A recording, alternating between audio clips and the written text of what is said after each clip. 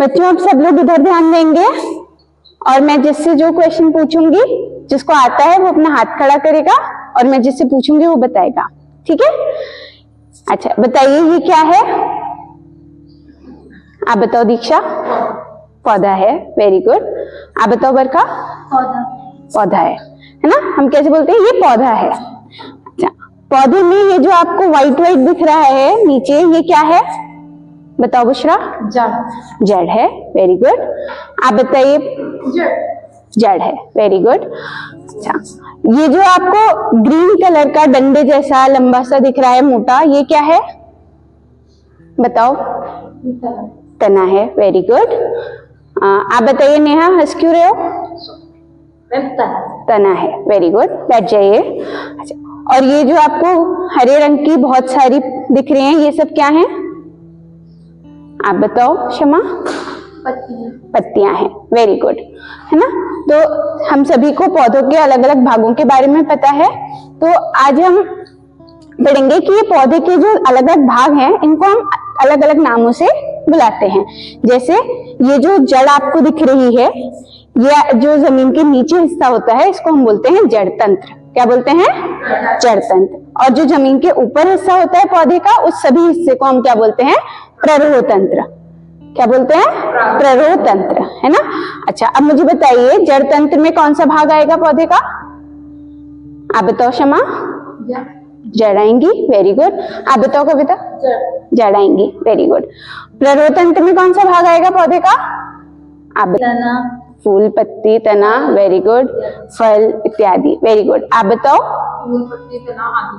फूल, पत्ती, तना आदि, ये सब किस में आएंगे? प्ररोह तंत्र में। ठीक है, तो आज हम प्ररोह तंत्र के बारे में ही विस्तार से पढ़ेंगे, जिसमें हम पत्तियों के बारे में पढ़ेंगे। ठीक है बरखा, आप ये पत्तियां लो और सबको एक एक पत्ती दे दो, एक एक सीट पर। अच्छा, तो सभी बच्चों ने पत्तियां देखी है ना? अब पत्तियां प्ररोह तंत्र का भाग हैं। तो ये पत्तियां आप सभी को दिख रहा होगा, ये तने से जुड़ी हुई हैं। तो जिस हिस्से से ये पत्तियां तने से जुड़ती हैं, इसको हम बोलते हैं पर्णाधार। क्या बोलते हैं? पर्णाधार। और ये जो पत्तियों की सतह होती है, फैला हुआ हिस्सा होता है, इसको हम बोलते हैं पर्णफलक। क्या बोलते हैं? पर्णफलक। ठीक है, अब ये पत्तियां किस रंग की है? हरे रंग की। हरे रंग की पत्तियां होती हैं क्योंकि इनके अंदर पाया जाता है एक हरे रंग का सब्सटेंस, जिसको हम बोलते हैं पर्णहरित। क्या बोलते हैं? पर्णहरित। और इन पत्तियों को अगर आप ध्यान से देखोगे तो पीछे इसमें छोटे छोटे छिद्र होते हैं, जिनको हम बोलते हैं रंध्र। ठीक है, रंध्र की सहायता से पौधे क्या करते हैं? बाहर जो वायु है, वायु में से ऑक्सीजन और कार्बन डाइऑक्साइड जैसी गैसों को अंदर लेते हैं। ठीक है, वायु से गैस लेंगे और पानी को छोड़ेंगे। ठीक है, इसके अलावा जो पर्णहरित है, ये गैस, इनसे मिलके जो पत्तियां होती हैं वो पौधों का भोजन तैयार करती हैं। इसीलिए हम पत्तियों को पौधों की रसोई भी कहते हैं। क्या कहते हैं? पौधों की रसोई कहते हैं।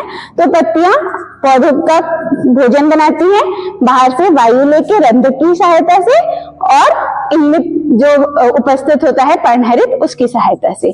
ठीक है, अच्छा, और ये जो आप पत्तियों को दोबारा से देखेंगे तो इसकी निचली सतह पे आपको कुछ उभरी हुई लाइंस जैसी दिख रही हैं, है ना?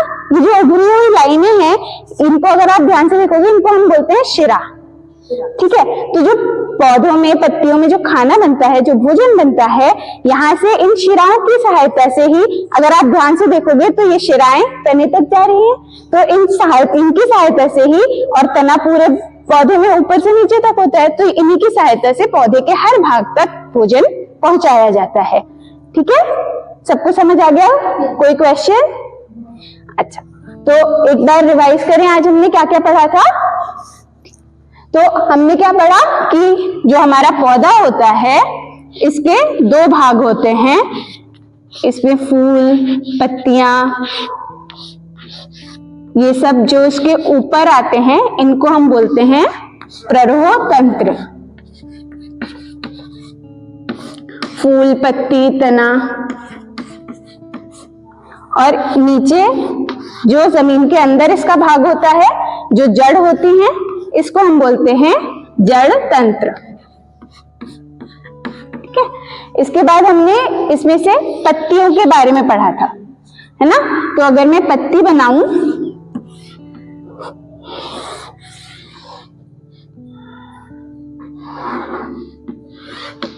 तो ये अगर मेरी पत्ती है, तो जहां से ये जुड़ी होती है इसको हम बोलते हैं पर्णाधार, और ये होता है पर्णफलक। ठीक है। और ये शिराएं होती हैं जिनकी सहायता से पौधों में जो खाना बनता है वो पूरे पौधे के अन्य भागों तक पहुंचाया जाता है। ठीक है। Thank you.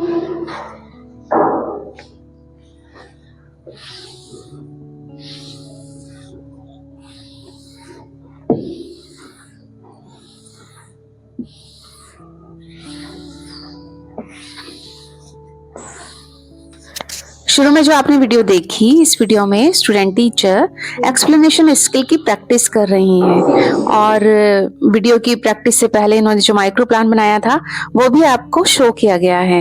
एक्सप्लेनेशन स्किल का मीनिंग जानना चाहते हैं, इसके जो डिफरेंट कंपोनेंट्स हैं डिटेल में उनको जानना चाहते हैं, तो वीडियो का फर्स्ट पार्ट जरूर देखें, लिंक डिस्क्रिप्शन बॉक्स में दिया गया है। तो देखा आपने, इस तरह से बीएड स्टूडेंट्स माइक्रो टीचिंग करते हैं। माइक्रो टीचिंग से पहले स्टूडेंट टीचर माइक्रो प्लान भी तैयार करते हैं, और उस माइक्रो प्लान को अपने सब्जेक्ट टीचर से चेक कराने के बाद में अपनी ही क्लासरूम में उस पर्टिकुलर टीचिंग स्किल की प्रैक्टिस करते हैं, और ऑब्जर्वर के द्वारा प्राप्त फीडबैक से स्किल का डेवलपमेंट करते हैं। Hi everyone, this is doctor Shikha. See you soon. Bye bye.